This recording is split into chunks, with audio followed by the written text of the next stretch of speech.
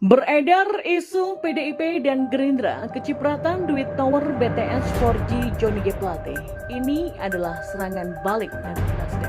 Menginginkan agar semua pihak diperiksa ya, secara akuntabel, secara profesional, sehingga moralitas penegakan hukum bisa berjalan ya, karena kita tidak berharap penegakan hukum ini didasarkan pada kepentingan politis ya, ataupun menjadi alat kekuasaan. Hukum harus tetap menjadi hukum, dia tidak boleh menjadi kendaraan bagi alat politik ataupun alat kekuasaan. Nah, ini yang kita harapkan Kejaksaan Agung bisa melakukan seperti itu ya. Itu penegakan hukum monggo aja, silakan nanti biar hukum yang menjelaskan. Silakan aja, itu udah prosedur dong.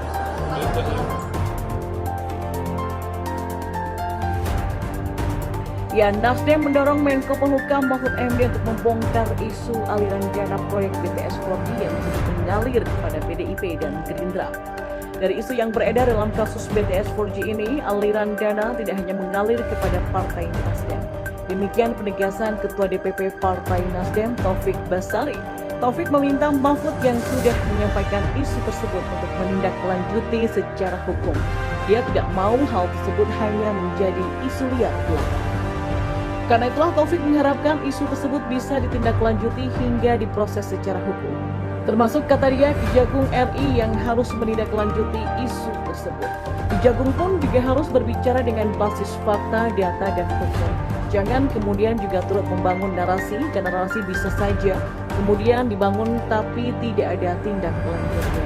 Dia pun mengambil contoh tentang isu dugaan pencucian uang 349 triliun rupiah di lingkungan Kementerian Keuangan RI. Hingga kini kasus tersebut tidak ada tindak lanjut secara hukum.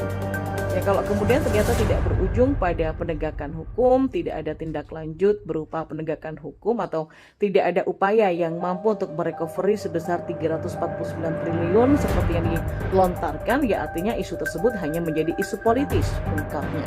Diberitakan sebelumnya, Menko Polhukam sekaligus PLT Menkominfo Mahfud MD merespon isu aliran dana proyek BTS 4G yang mengalir ke 3 partai politik. Adapun isu yang beredar menyebut 3 parpol yang diduga menerima aliran dana proyek BTS 4G, yakni PDIP, Partai Gerindra, dan Nasdem. Merespon hal itu, Mahfud mengatakan ia telah menerima berita soal itu, bahkan dengan nama-nama sosok yang terlibat dalam kasus tersebut. Ya, saya juga dapat berita itu dengan nama-namanya, kata Mahfud. Meski demikian, Mahfud mengungkapkan isu ini hanya gosip politik belaka. Ia menegaskan agar kasus ini diselesaikan dengan hukum saja. Tapi saya anggap itu gosip politik. Kita bekerja dengan hukum saja, ungkapnya. Meski demikian, Mahfud menganggap isu itu hanya gosip politik belaka. Ia menegaskan agar kasus ini diselesaikan dengan hukum saja. Ya, tapi saya anggap kasus itu gosip politik. Kita bekerja dengan hukum saja. Bahkan ungkapnya hal ini juga telah disampaikan Mahfud kepada Presiden Jokowi bahwa dia tidak ingin membahas kasus ini dari sisi politik.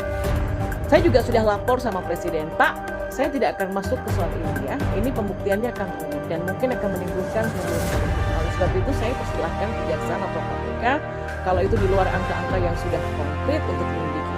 Kalau saya menganggap itu sebagai gosip politik yang tidak akan saya tangani secara administratif di sini, secara manajerial kelembagaan, karena itu kasus dugaan korupsi BTS 4G sudah masuk ranah hukum, kata Mahfud. Menurutnya kasus ini harus diselesaikan dengan hukum yang menentukan pada akhirnya.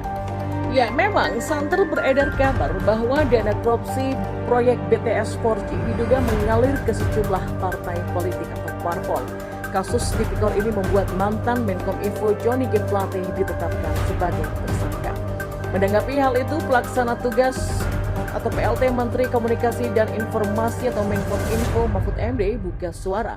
Mahfud mengatakan sudah mendapatkan kabar tersebut lengkap dengan nama-namanya. Lebih lanjut pun dia juga sudah melaporkan langsung kepada Presiden Jokowi soal dugaan tersebut. Namun ia enggan untuk ikut campur lebih jauh dan menyerahkan hal tersebut kepada otoritas hukum yang berwenang.